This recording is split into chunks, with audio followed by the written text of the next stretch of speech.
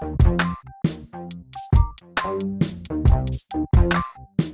here with the Digital Digest, and today I wanted to share my first update on my experience with the Gigabyte Aero 15. Now, this is the refresh for 2021. We still have that gorgeous 4K 15.6-inch OLED display. It is color accurate, Pantone certified. We've got an Intel Core i7 8-core 10870H CPU. You can see I have it all the way boosted up. We've got the Nvidia RTX 3060, 6 gigs of VRAM, and so far I've been impressed. And this is really a good contrast to the Asus G15 that I've been covering. For those of you that are looking for a little bit of a variation, I would say. So while this doesn't have all that horsepower, because the CPU and GPU are not as powerful as what's in the G15. At $1,600 US, I still think this is a really good value that a lot of people are going to be interested in, especially if you like the OLED display, like myself.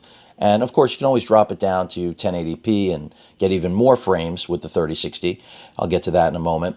We also have Thunderbolt 3, a full-size SD card slot that is UHS 2 in terms of its speed capability, where it tops out, which is good. We've also got HDMI 2.1 natively, so 4K 120 hertz is possible. I've already tested it. And we've also got a DisplayPort 1.4 on board native. So really a lot more I/O.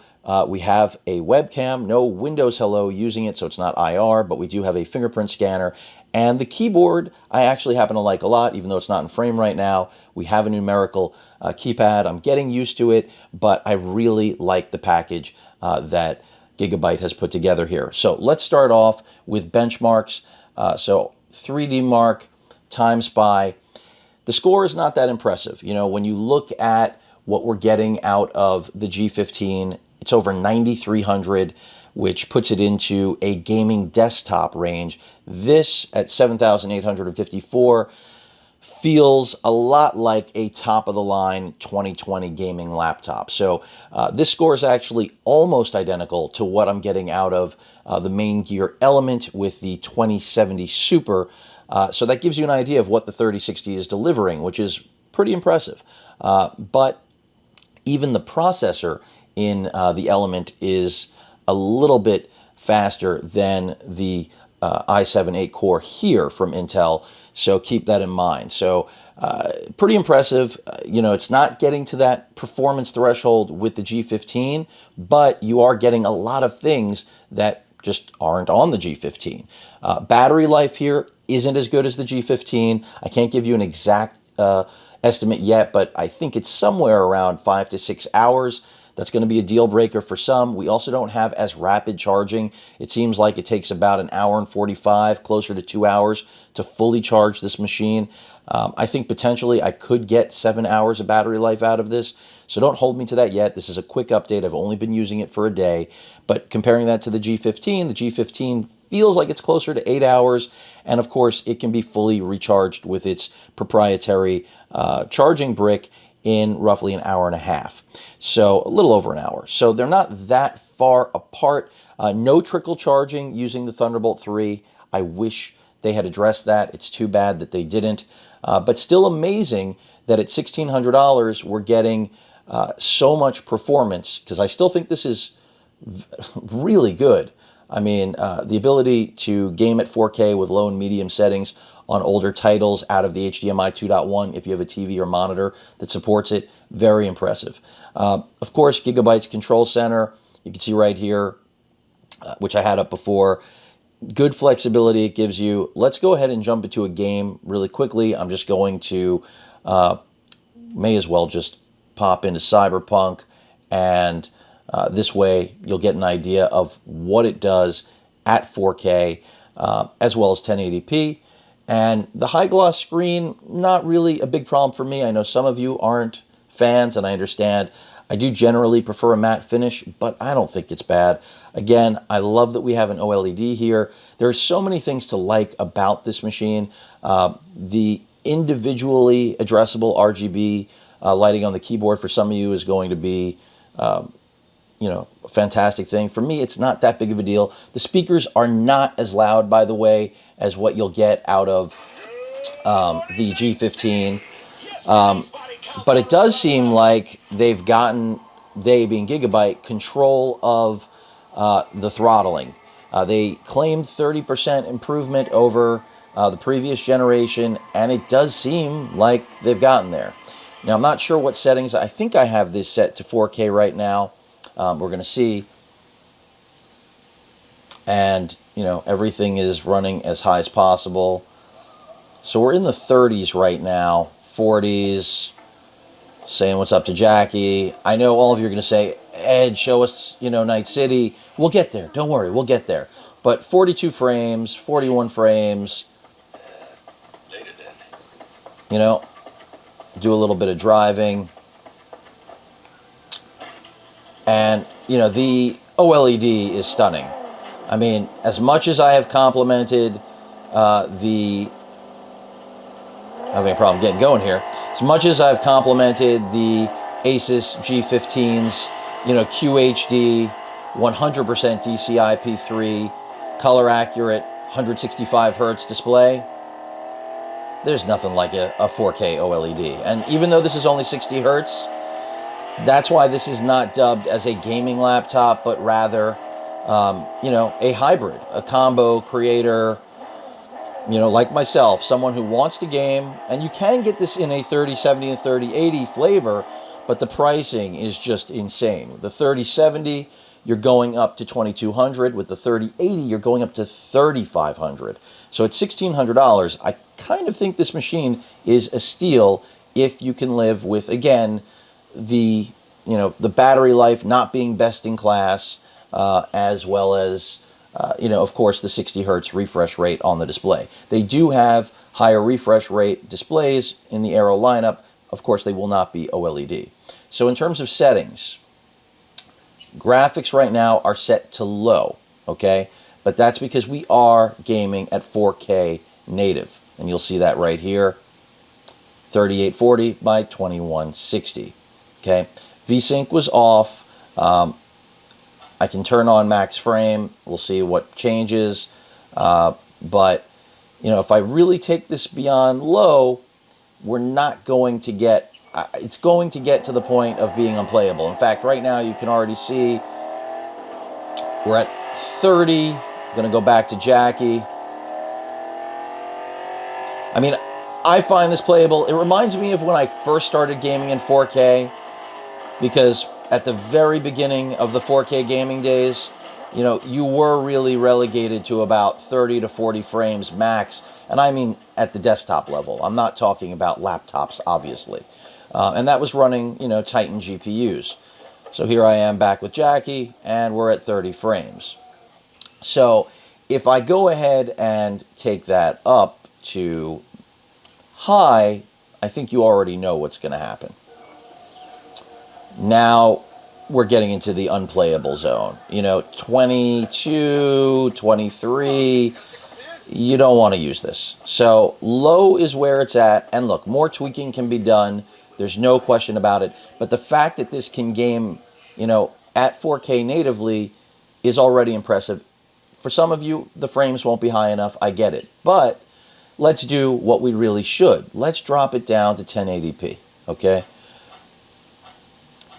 Because to me, that's the sweet spot here, is that if you go full screen 1080p, you have all of the beauty of that OLED panel.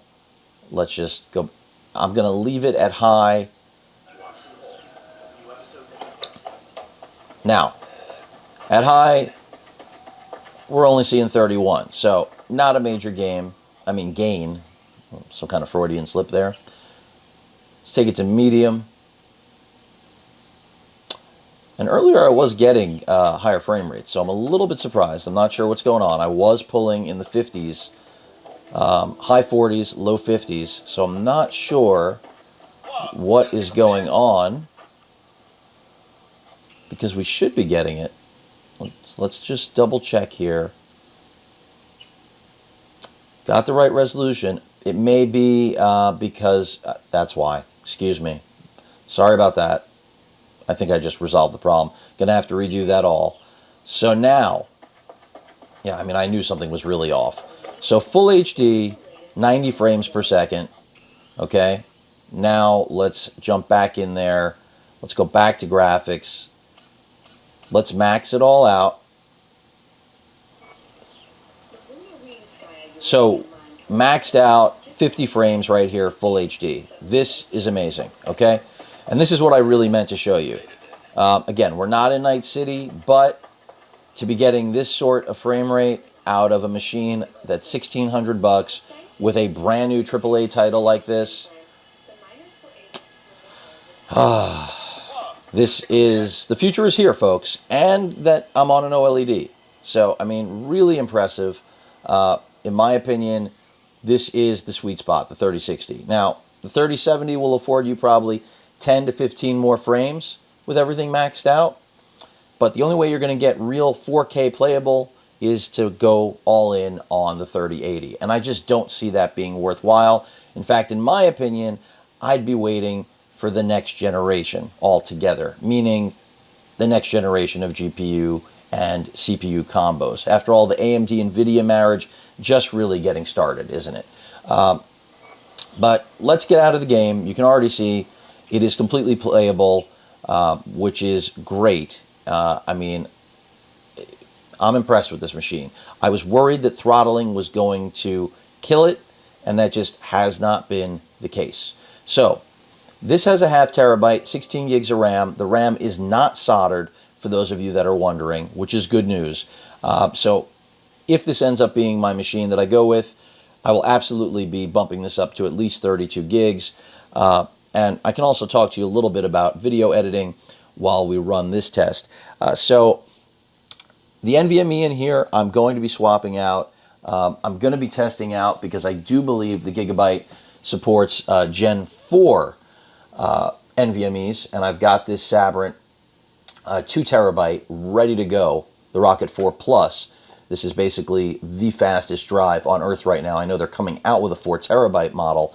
And there's nothing wrong with the NVMe here, but it is certainly not a performer. You can see right now the numbers are fine, but they're not what I'd like to be seeing. The G15, the 1 terabyte that's in there is faster than this drive. That's a Hynix. But this one I think is actually a Gigabyte drive, their own build, if my memory serves from what I looked at earlier.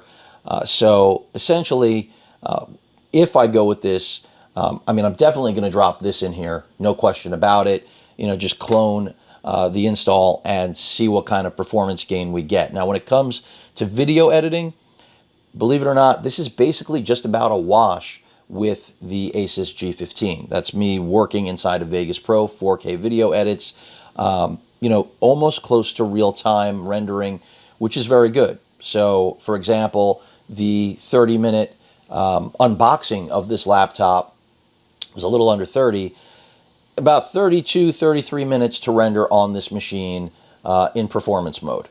On the G15, 30 minutes. Now, get this, on the main gear Element with the 2070 Super full power, 27 minutes.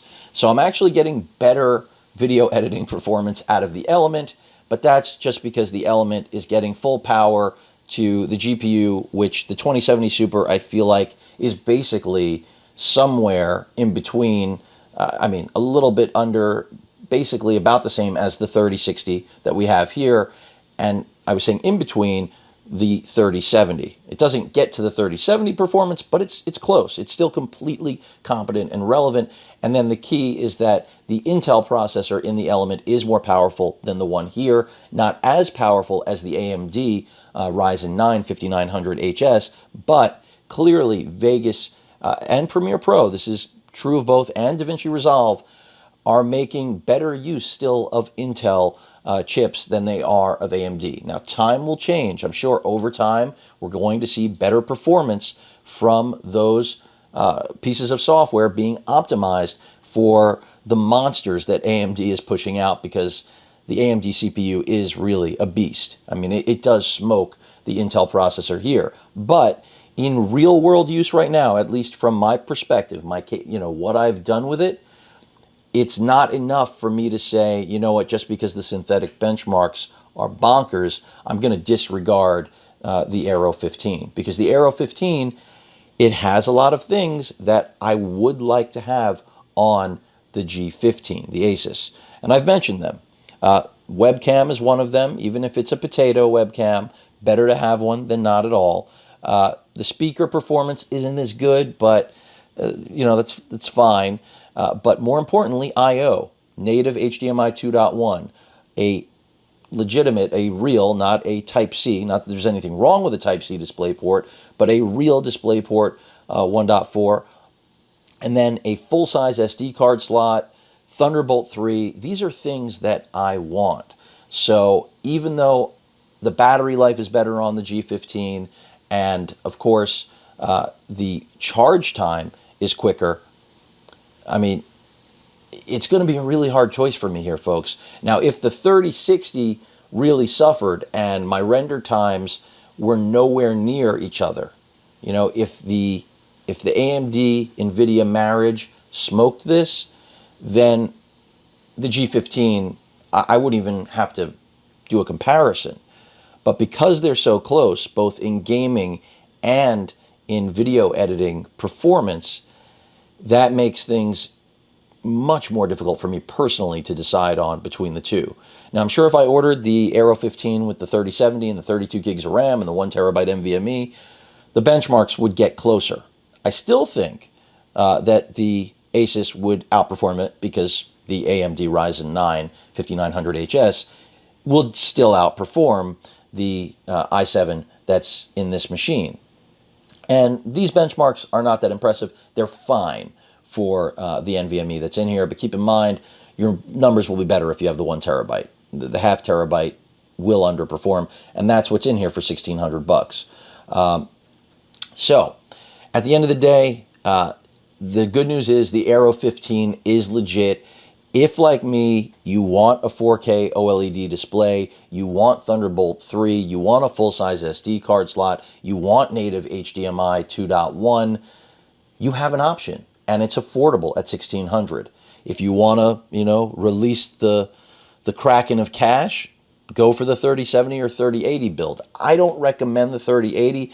I think the 3070 is already a huge premium for just getting the 3070 and 32 gigs of RAM and a half more terabyte of NVMe storage. Remember, there are 2 NVMe slots on here, so if I do end up going with this machine, I'll end up, basically probably throwing a 4 terabyte in as a secondary drive. And with regard to the keyboard, just to show you a little bit of that to wrap things up, I don't consider the Gigabyte Control Center as good as the Asus Armory that you have, but it's still pretty good. I mean, fairly clean install, by the way, on this machine. Not completely clean, but fairly clean. Let me angle that up a little bit. You're going to catch a little more reflection. But I think that it's hard to go wrong with this machine, too. If you're all about just getting the power, then you already know Asus with the G15, with the Zephyrus, that's where it is. Now, just to give you an idea of that RGB and, just what you can do with it. I mean, it's pretty much up to you. Static, obviously, you can just cycle the colors, but you can individually, address it. And it's just very cool. So the marquee, I mean, this is not unique to me personally, but I know there are some of you out there that are going to love this stuff. It appeals to people, so I'm showing you. Let's keep trying this out. Let's go to the rainbow. I mean, it's just nice. I mean, this laptop kind of has everything. Granted, the trackpad is smaller, and the fingerprint scanner is actually on it. This is not about whether you're an Intel or AMD fanboy. It's about what you actually need for both work and play, and this machine is more of a focus of that combination of work and play, whereas of course the G15 is really all about just being a gaming laptop solely. And that's the difference between the two different lines of laptops internally inside of Gigabyte's lineup, because of course they have their pure gaming answer to the G15 as well, which I'm not going to be reviewing. I don't have relationships with either of these companies, but they've got my interest, obviously, in terms of these new builds being basically at workstation level performance. So either way, that was my update on the Aero 15 for 2021. Very impressed with it, you know, and I just got to spend more time with it. Build quality, by the way, top notch. I definitely think the build quality here is superior to the G15. Any questions or comments, please feel free to post them. Hit that like button, and as usual, please feel free to subscribe, and please stay safe. Later.